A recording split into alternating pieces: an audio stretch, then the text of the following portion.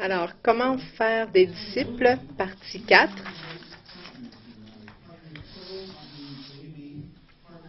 Compatibilité. Comment choisir les bons partenaires qui vont entrer dans nos vies selon les saisons. Je ne parle pas de polygamie ici, je parle de comment bien s'entourer.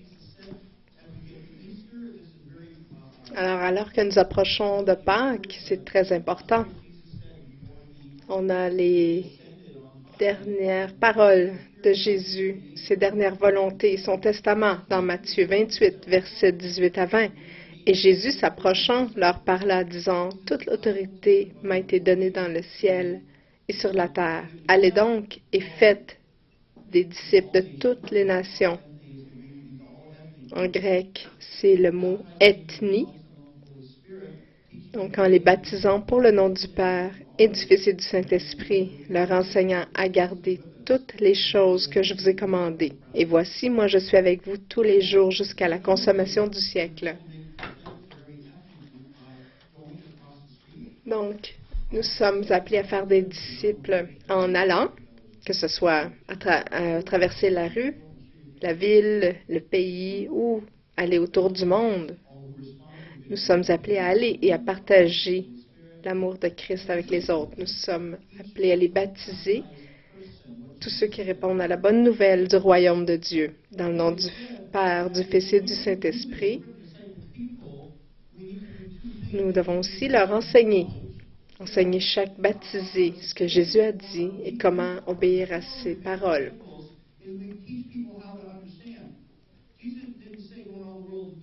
Jésus n'a pas dit « allez et apprenez aux gens à connaître, à savoir ». Il a dit de leur apprendre à obéir.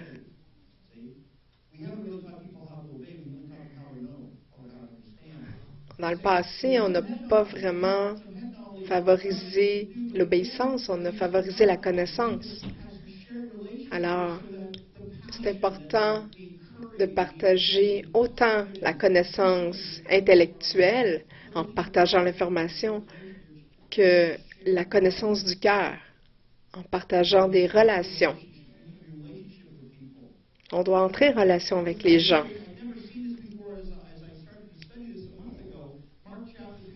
Regardez Marc 3, versets 13 et 14. « Et il monte sur une montagne, et il appelle ceux qu'il voulait.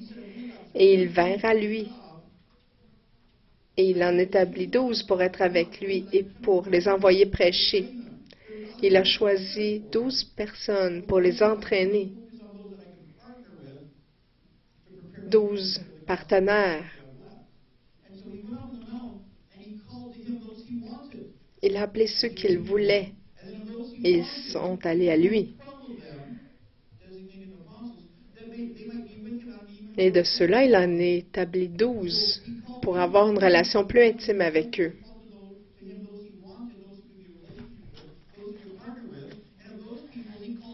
Et de ces 12 personnes, il a dit, vous allez être mes généraux. C'est une des significations du mot apôtre. Les généraux vont diriger les autres disciples, les autres à être ses disciples. Alors, on doit apprendre à être en relation avec ces personnes pour pouvoir en faire des disciples. Pour être en bonne relation, une bonne relation en santé avec les gens, il y a 4 éléments clés à garder en tête. La première, c'est l'authenticité. Comment être soi-même. De ne pas porter de masque. Ne pas faire semblant ou cacher des choses. Intimacy, c'est into me, see, donc intimité en moi, regarde. Alors, deuxième point clé, c'est la crédibilité. Comment bâtir la crédibilité, la confiance, en fait, avec les gens. Comment on fait ça?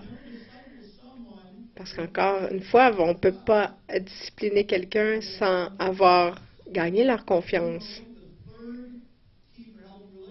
Et aujourd'hui, on va regarder à la troisième clé pour des relations saines, c'est la compatibilité.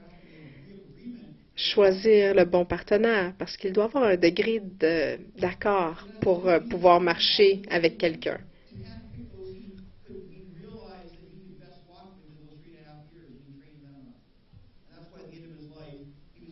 C'est pour ça que Jésus, les 12 qu'il a choisis, il y avait une compatibilité avec eux. Il était content de dire au Père qu'il n'en avait perdu aucun, à part celui qui devait se détourner de lui et le trahir, qui est Judas.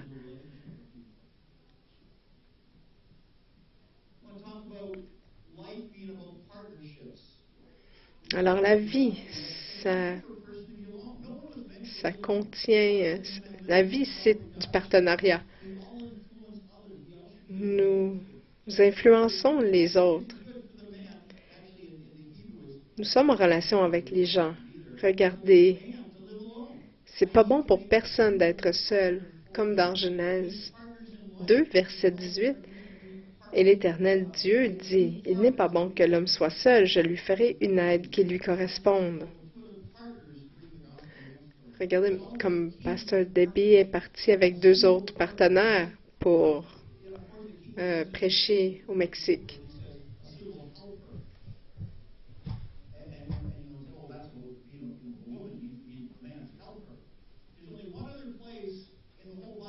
Il y a seulement une autre mention dans la Bible qui est le même mot que dans Genèse. Et c'est un verset où on parle de l'Esprit Saint qui est un partenaire convenable.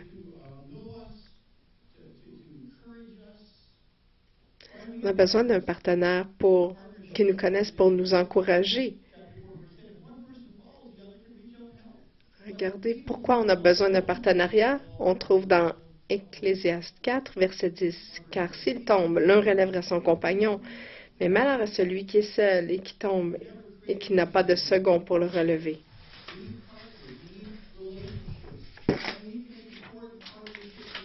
Alors, on a aussi, au cours de la vie, à faire des décisions de partenariat importantes.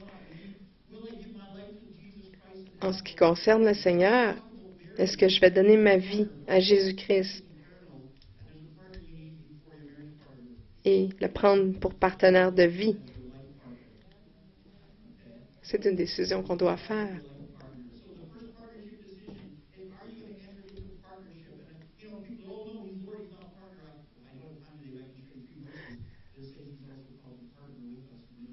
Il est Seigneur de notre vie, mais il est aussi appelé à être partenaire de vie avec nous.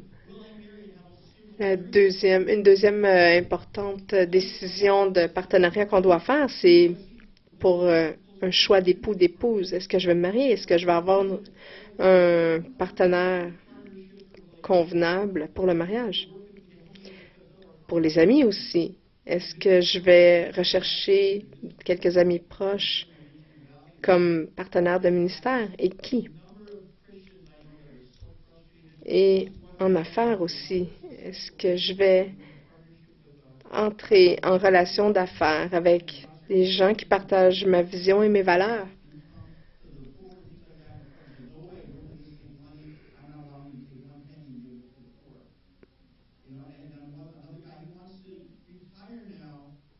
Je connais quelqu'un qui a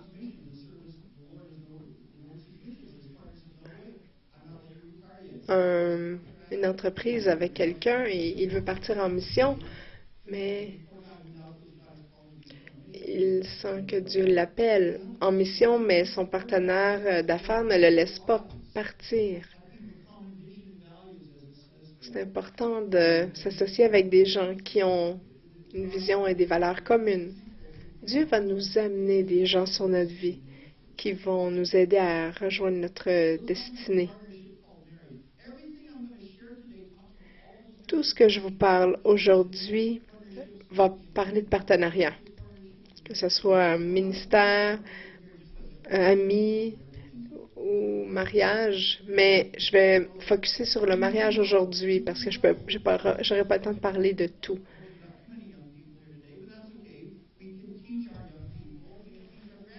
Donc, à propos du partenariat qu'on appelle mariage, il y a beaucoup de gens, malheureusement, aujourd'hui, qui ne savent pas comment bien choisir leur partenaire de vie pour se marier.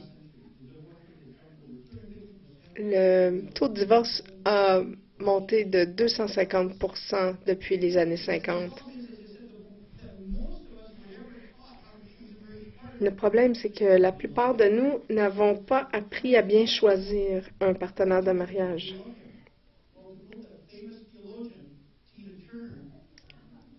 Vous rappelez peut-être les chansons de Tina Turner. Qu'est-ce que l'amour a à voir avec ça? Parce que l'amour vient et va. On ne peut pas construire une relation sur l'amour. On doit la bâtir sur l'engagement, la compatibilité et la loyauté.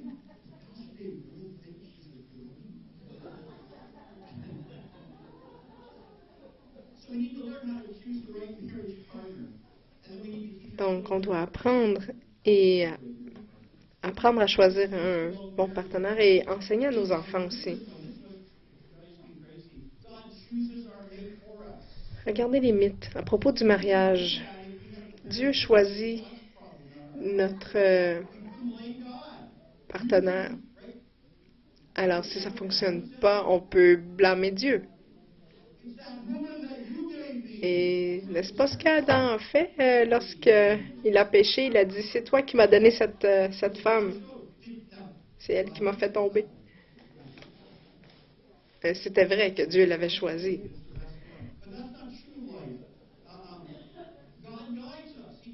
Dieu nous guide et nous donne des instructions comment bien choisir la bonne sorte de personne.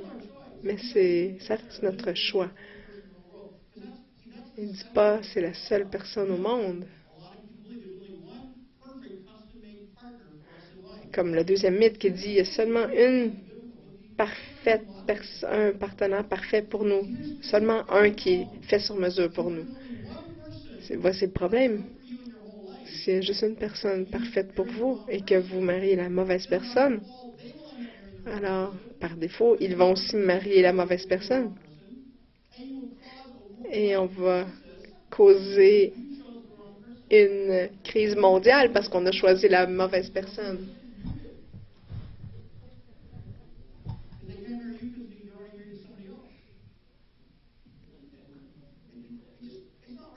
C'est pas très rationnel tout ça.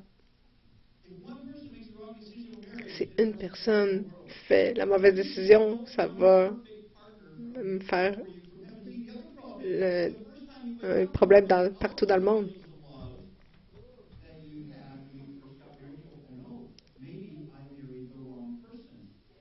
Et il faut faire attention à la sorte de personne qu'on doit marier. Je connais quelqu'un qui s'est posé la question de dire est-ce que c'est la bonne personne parce que je ne sens plus l'amour comme je le sentais avant. Alors, qu'est-ce qui se passe? Peut-être que c'est pas la bonne personne pour moi. Il s'est tellement posé de questions. Il s'est divorcé. Il a laissé sa femme seule avec 3 enfants. Parce qu'il s'est levé un matin en disant, je pense que j'ai marié la mauvaise femme. Dieu est tellement plus grand que ça.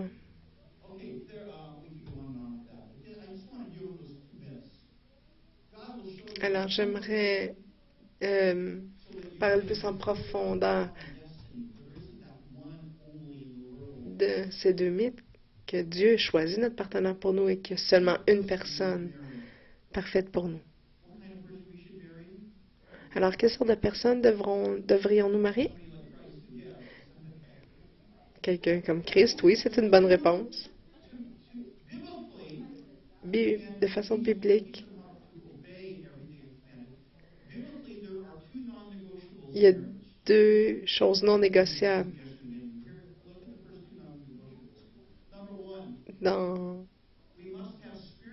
avant l'engagement. Premièrement, on doit avoir une compatibilité spirituelle. On doit marier quelqu'un qui croit en Christ. 2 Corinthiens 6, versets 14-15. Ne vous mettez pas sous un joug mal assorti avec les incrédules. Car quelle participation y a-t-il entre la justice et l'iniquité? Ou quelle communion entre la lumière et les ténèbres? Ou quelle part a le croyant avec l'incrédule? Ils ne sont pas sur la même longueur d'onde. Si on marie quelqu'un qui ne croit pas, on va avoir des valeurs de base différentes. Quelqu'un qui rejette la chose la plus importante de ma vie. Un non-croyant n'accepte pas la chose qui est la plus importante pour vous. Deuxième conséquence, si on marie quelqu'un qui n'est pas croyant, selon la parole de Dieu, ça veut dire que le Seigneur Jésus n'est pas votre Seigneur, parce que la Bible dit, pourquoi m'appelez-vous Seigneur, Seigneur, et ne faites-vous pas ce que je dis? Jésus qui dit ne pas se mettre sous un joug mal assorti avec quelqu'un qui n'est pas croyant. Troisième conséquence, si on marie quelqu'un qui ne croit pas, il y a un focus qui est différent. Parce que Dieu va vous appeler plus près de son cœur et ça va vous éloigner de votre époux. Intimité. On ne peut pas avoir une intimité complète sans intimité spirituelle. On ne peut pas être un émotionnellement, spirituellement. On ne peut pas être un avec notre époux de façon émotionnelle, physique, sans avoir la connexion spirituelle. Si vous n'êtes pas des amoureux de Dieu, les deux, vous ne pourrez pas jamais avoir une intimité complète avec votre partenaire. Cinquième conséquence, vous allez être seul. Dans les crises de foi, vous n'aurez pas le support de votre époux. Regardez Romains 1,12. C'est-à-dire pour que nous soyons considérés ensemble au milieu de vous, vous et moi, chacun par la foi qui est dans l'autre. Votre foi va m'aider et ma foi va vous aider. Nous aider avec la foi que nous avons. Pour éviter toute l'angoisse.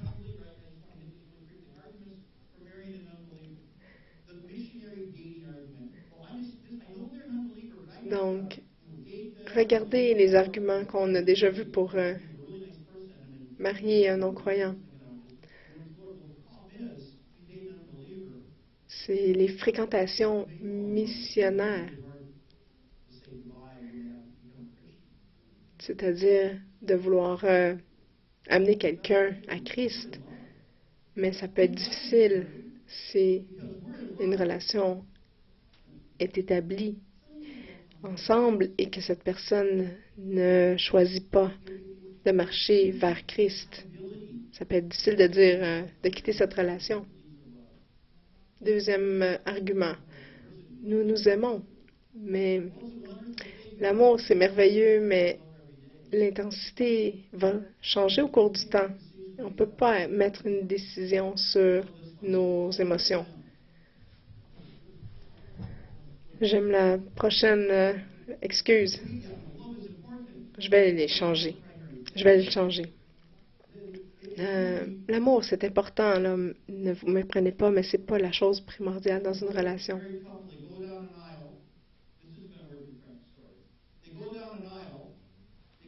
Un couple va au mariage descendre l'allée.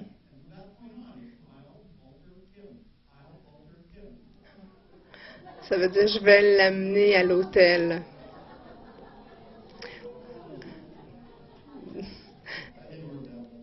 C'est le mot, le mot anglais pour altérer, changer quelqu'un et l'autel, c'est le même.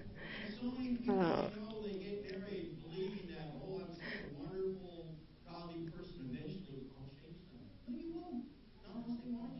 c'est important de comprendre qu'on ne va pas pouvoir changer quelqu'un à moins qu'ils veulent changer. On a aussi l'excuse Monsieur Merveilleux ou Madame Merveilleuse. C'est une personne tellement merveilleuse, mais elle peut nous amener, nous tirer vers le bas de façon spirituelle, même si c'est une bonne personne. Vous n'avez pas d'idée combien de gens qui ont marié des gens qui ont marié des non-croyants. Et qui espéraient toujours que le Seigneur allait changer le cœur de l'époux. Et à un moment donné, ils en sont venus au fait que c'était tellement difficile qu'ils attendaient juste une date de divorce, attendre que les enfants grandissent pour pouvoir se divorcer.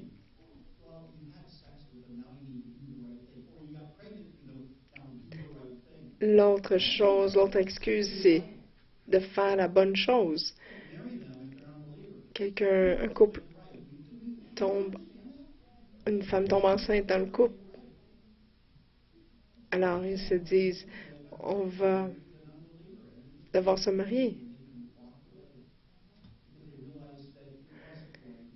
Mais la bonne chose à faire, c'est de faire ce que la Bible dit et de ne pas s'engager. Attendez qu'ils deviennent chrétiens et mariez-les. Si vous voulez avoir une intimité relationnelle à tous les niveaux, il doit y avoir la possibilité d'intimité spirituelle qui ne peut pas arriver si la personne n'est pas croyante.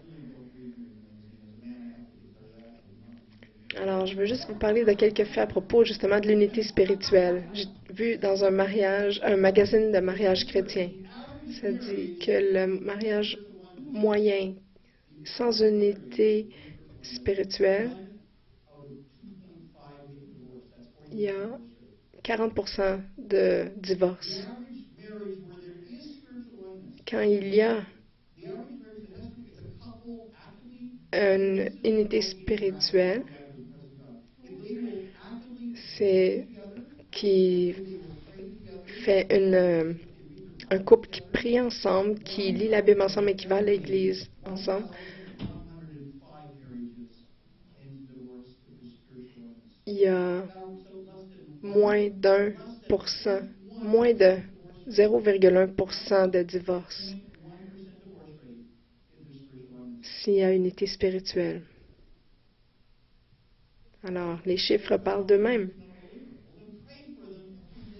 Alors, si on est marié avec quelqu'un qui n'est pas chrétien, priez pour eux chaque jour.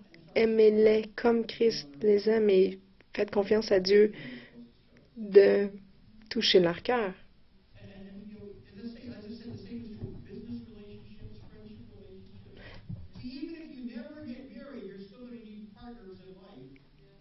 Et si vous n'êtes pas marié, encore, vous allez quand même avoir besoin d'amis. D'amis pour nous soutenir, nous affirmer, prier pour eux, pour nous. Alors, c'est important de bâtir ce type de relation avec des amis. Alors, la première compatibilité, c'est avoir une compatibilité spirituelle. Deuxième, c'est d'avoir une compatibilité de but de vie. On doit aller dans la même direction. Regardez Amos 3, verset 3. Deux hommes peuvent-ils marcher ensemble s'ils ne sont pas d'accord?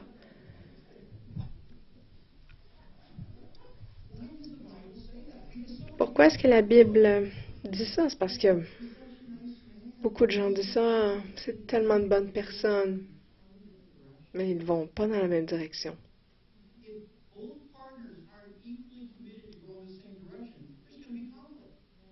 Il va y avoir un conflit si les deux personnes ne sont pas engagées à aller dans la même direction.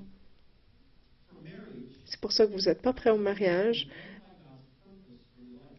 jusqu'à temps que vous ayez identifié le but de Dieu pour votre vie. Une fois que vous comprenez votre but et votre mission dans la vie, là, vous pouvez rechercher un partenaire.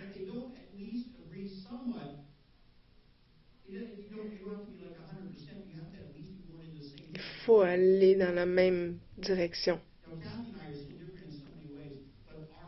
Mon épouse et moi, nous sommes très, très différents, mais nous avons un cœur pour faire des disciples. On devient enflammé, passionné quand on parle de ça, donc on a le même appel.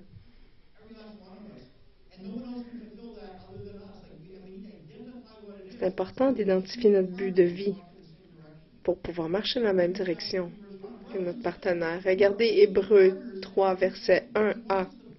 C'est pourquoi, frères saints, participant à l'appel céleste, nous sommes partenaires saints dans un appel céleste.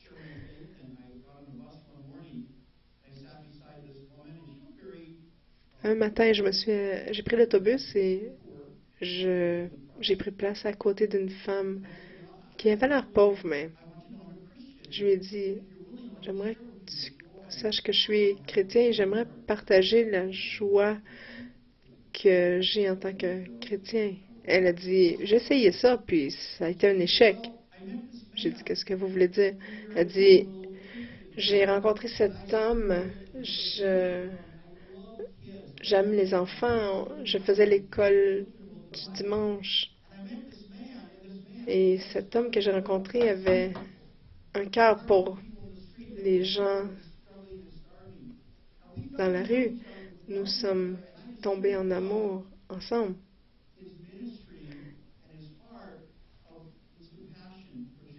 Sa compassion pour les gens de la rue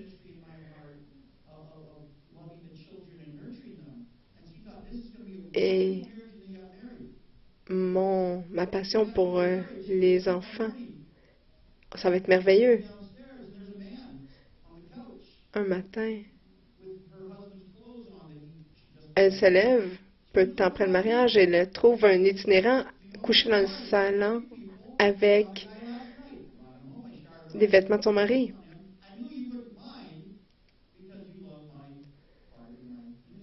Et il a dit, je pensais pas que ça te dérangerait parce que tu aimes tellement mon ministère.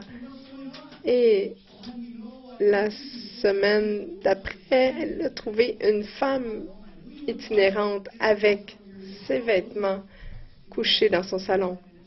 Il a dit, tu sais que j'aime mon ministère, alors tu es d'accord avec.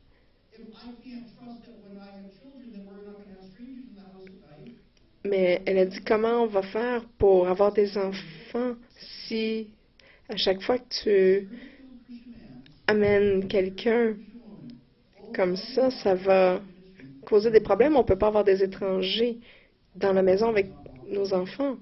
Alors, ils se sont divorcés 6 mois plus tard. Lui, il voulait tout risquer pour les gens de la rue. Et elle voulait la sécurité de l'église locale, donc leur mission n'était pas compatible.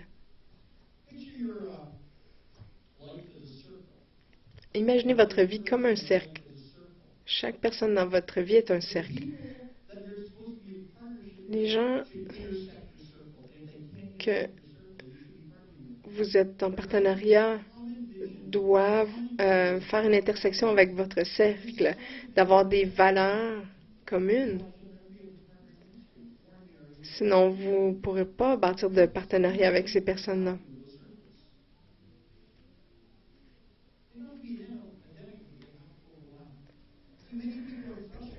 Ça n'a pas besoin d'être exactement la même chose, mais ça doit avoir un point commun.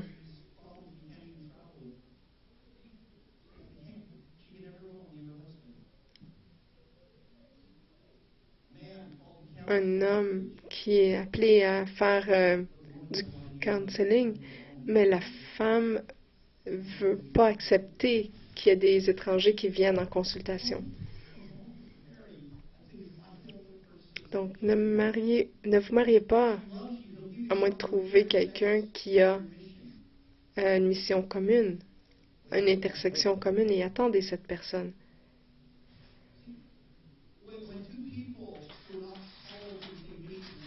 Quand deux personnes qui ont deux appels différents se marient, il y a de la frustration et des conflits.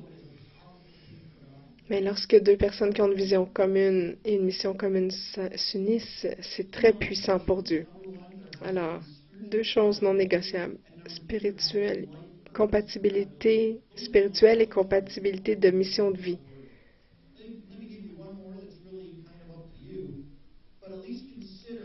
Et considérez le dernier, qu'on parle de personnalité, compatibilité personnelle. Ce n'est pas écrit dans la Bible, mais ça vaut la peine de s'arrêter pour y penser. C'est important de trouver quelqu'un qui a des intérêts communs. Regardez, laissez-moi vous en donner quelques-uns, quelques facteurs. Le niveau d'ambition.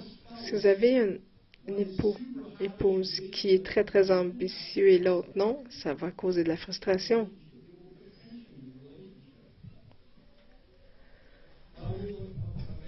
Le niveau d'éducation. Niveau d'intelligence. Qu'est-ce que ça a à voir? C'est que si vous ne pouvez pas communiquer sur le même niveau, ça va être frustrant. Il doit y avoir un certain degré de compréhension mutuelle. Le niveau d'éducation. Pourquoi? Parce qu'on ne veut pas que quelqu'un se sente inférieur à l'autre, trop inférieur. Comme je vous dis, considérez. OK. Les habiletés verbales. Si quelqu'un parle et que l'autre ne comprend pas ce que ça veut dire, ça va causer des tensions dans la relation.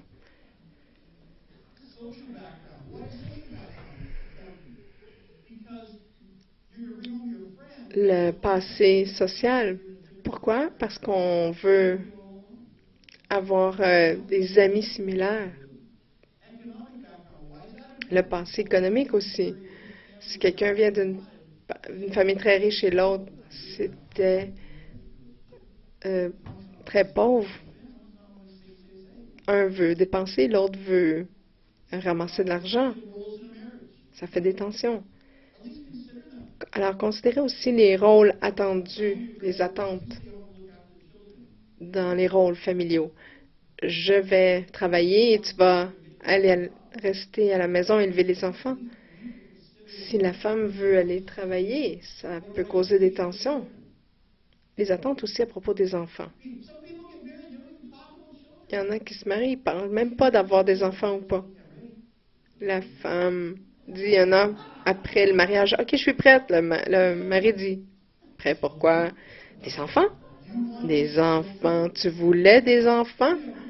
On n'en a jamais parlé. Pourquoi tu n'as pas parlé? » Ça fait des tensions, ça peut faire des tensions dans le mariage. C'est important d'en parler avant le mariage. J'en voulais 3 et Cathy en voulait 5. Alors, au moins, on allait dans la même direction et on a fini par en avoir 4. Et c'est important aussi de considérer la famille, parce que quand on marie quelqu'un, on marie aussi la famille. Et c'est important d'apprendre à s'entendre avec eux, sinon ça va faire des tensions. Je vais vous dire aussi un facteur personnel. Comment savoir la compatibilité sexuelle? Faire un essai routier ou plusieurs expressions. Je m'attends à avoir des commentaires cet après-midi. Il n'y a aucune étude qui a été faite qui prouve que le sexe avant le mariage assure la durabilité d'une relation. En fait, c'est le contraire. Ça augmente le taux de divorce. Ça, c'est les psychologues du monde, là, pas les sexologues chrétiens. C'est pas important pour une relation de mariage réussi. Si vous êtes passionné du Seigneur, de votre mission dans la vie, la compatibilité sexuelle découle de ça.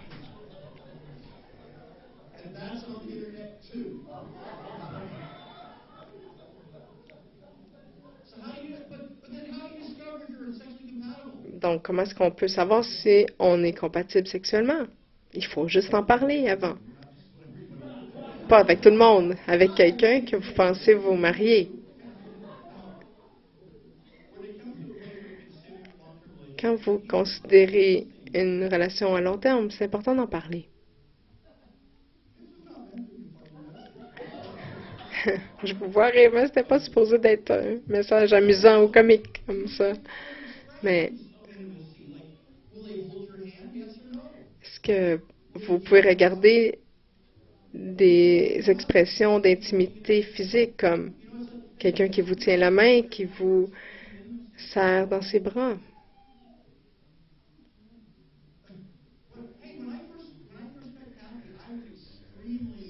Quand j'ai rencontré ma femme, j'étais très réservée. Je ne faisais aucune démonstration d'affection en public. Elle attendait que je change.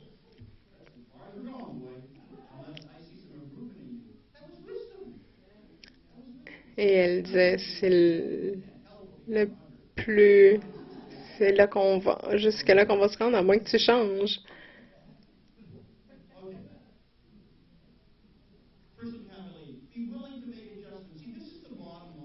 Alors, la ligne finale, c'est d'être ouvert à faire des ajustements. Chaque différence mineure va requérir un ajustement mineur. Chaque différence majeure va demander un ajustement majeur. Alors, si vous n'êtes pas prêt à changer, ne vous mariez pas. Et faites attention pour ne pas vous attendre à ce que l'autre personne fasse des changements parce que vous allez devoir en faire et peut-être vous allez devoir faire tous les changements si l'autre personne ne change pas.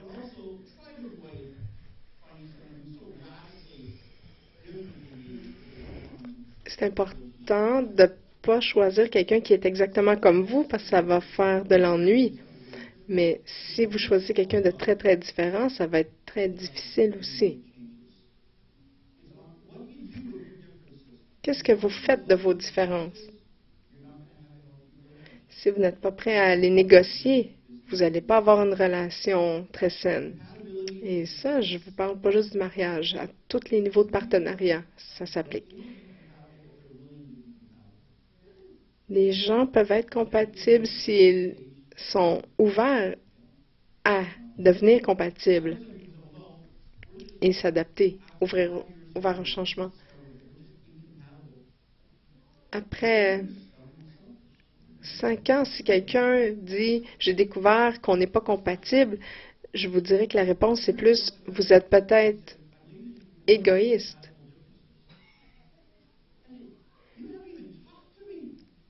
Il y a quelqu'un qui a déjà quitté l'Église en disant « je quitte l'Église parce qu'il y a des compatibilités », mais il m'a jamais parlé. Donc, comment est-ce qu'on peut discuter et s'ajuster s'il n'y a pas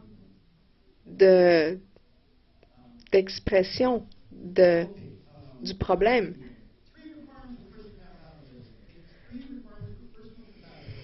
Donc, trois choses de base pour compatibilité personnelle. 1, on doit choisir de s'adapter. Romains 12, verset 18, s'il est possible, autant que cela en dépend de vous, vivez en paix avec tous les hommes. Vivez en paix avec tout le monde. Si vous êtes les deux ouverts, ça va arriver. Donc, deuxième chose importante de base, c'est de choisir d'être émotionnellement mature. Proverbe 8, 5. Êtes-vous immature? Apprenez à être mature. Vous êtes sot? Comprenez ce que c'est d'avoir du sens. Apprenez à avoir du sens. Arrêtez d'être égoïste et boudé. Choisissez d'être mature.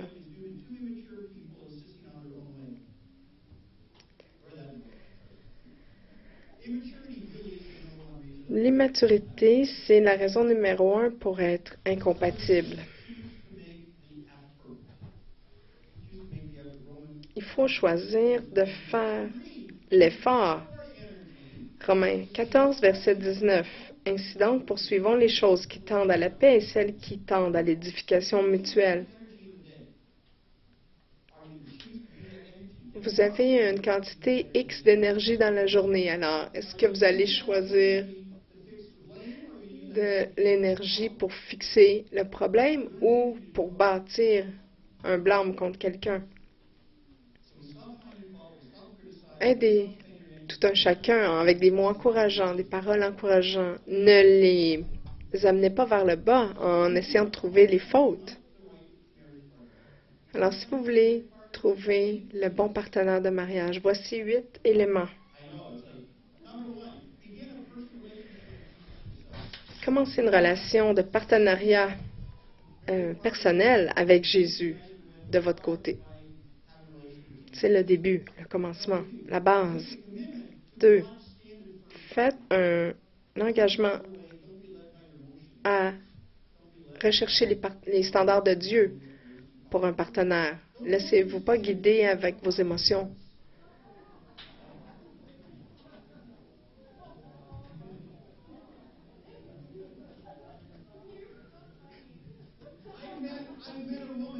J'ai rencontré une femme, elle était tellement désespérée.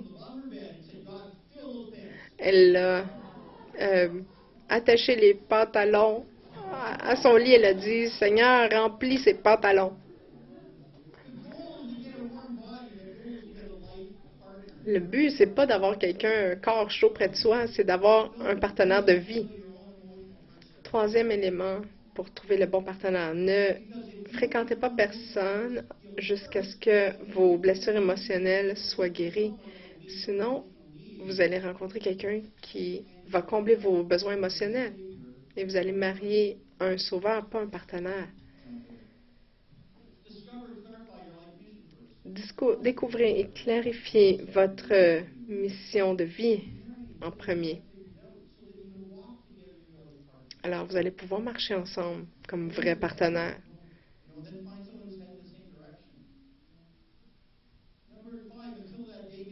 Jusqu'à ce que ce jour arrive, soyez entourés de célibataires, chrétiens, des amis. Lorsque j'étais à l'université, on était en groupe et on faisait des rencontres de groupe. On a bâti des belles relations en groupe, même en tant que célibataire. Aller à des concerts, des films, prier ensemble. 6e élément, prenez votre temps. Prenez votre temps et recherchez tout ce que vous pouvez connaître sur cette personne. Avez-vous demandé aux amis, à la famille, votre pasteur ou même la femme de votre pasteur? C'est là que vous allez avoir la vérité.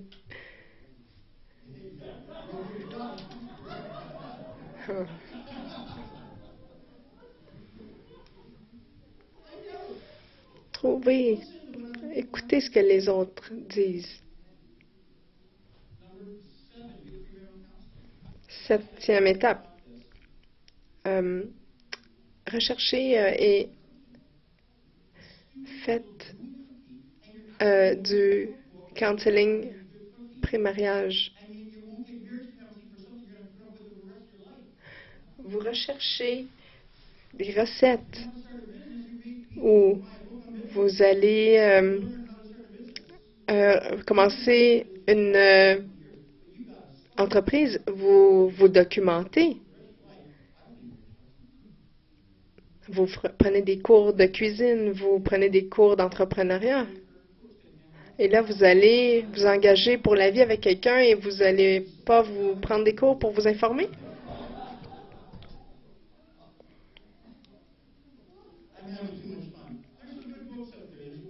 Il y a des bons livres. Regardez, il y a un book de Neil Clark Warren. 2 rencontres au moins. Et il a aussi écrit un livre, Trouver l'amour de votre vie. Et dernier élément, Dieu veut que vous mariez votre meilleur ami. Alors apprenez comment être ami avec votre mari ou épouse.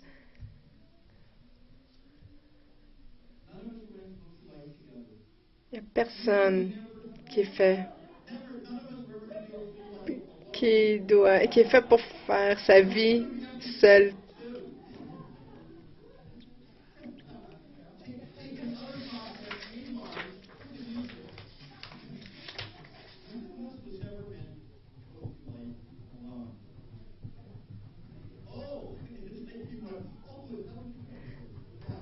Il n'y a personne qui est fait pour faire sa vie seul.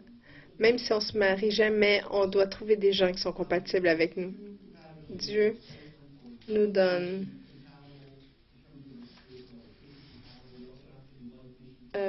des lignes pour nous guider. Rechercher la compatibilité spirituelle, premièrement.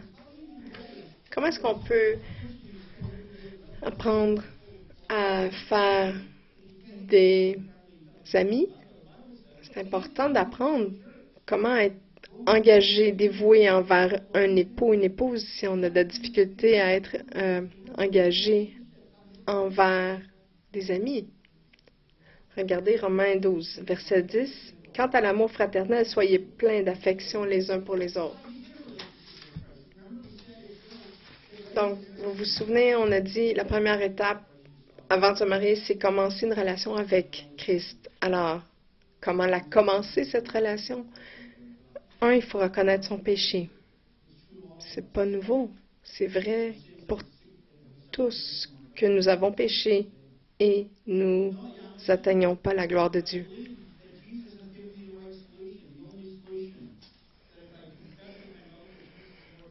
Alors, la deuxième étape, c'est de croire en Jésus, qui est la solution, de Jésus qui va transformer ma vie, qui va me sauver de mes péchés, qui va me permettre de confesser mes péchés et de recevoir son pardon.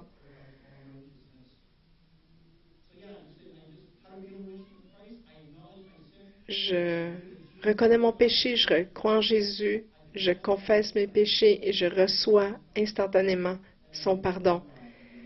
Et par la suite, je peux dépendre sur Dieu pour me donner une nouvelle vie. 2 Corinthiens 5, 17. En sorte que si quelqu'un est en Christ, c'est une nouvelle création. Les choses vieilles sont passées, voici, toutes choses sont faites nouvelles. Alors, vous pouvez tous fermer vos yeux si vous avez jamais donné votre vie à Christ, s'il vous plaît. Ne considérez pas le mariage avant de faire cette première étape importante. C'est Dieu qui nous donne la grâce de garder nos relations saines dans des temps difficiles. Alors, ici ou par Internet, si vous n'avez jamais donné votre vie à Christ, vous pouvez lever votre main. On va prier. Père, dans le nom de Jésus, nous venons à toi. Nous reconnaissons que nous sommes pécheurs. Nous avons erré, nous avons choisi notre propre voie, même dans le mariage. Mais je prie maintenant que ceux qui sont reconnaissent leur état de pécheur et maintenant qu'ils confessent leur errance, que tu vas nous laver de toute iniquité et tu vas nous changer. C'est pas trop tard pour guérir notre mariage, guérir nos relations avec notre famille, nos amis. Mais ça commence en te connaissant, toi.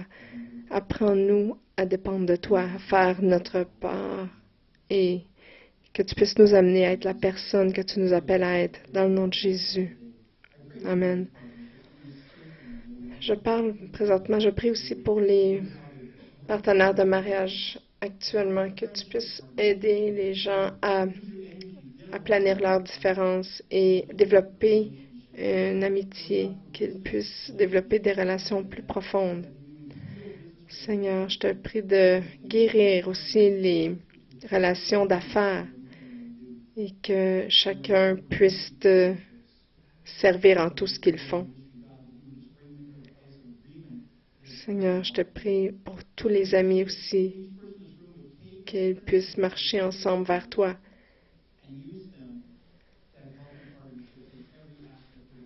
Seigneur, je te prie que tu puisses nous aider à appliquer ces principes pour avoir des partenariats sains dans toutes les sphères de nos vies. Qu'on puisse démontrer le royaume dans toutes nos relations. Aide-nous alors que nous nous appuyons sur toi.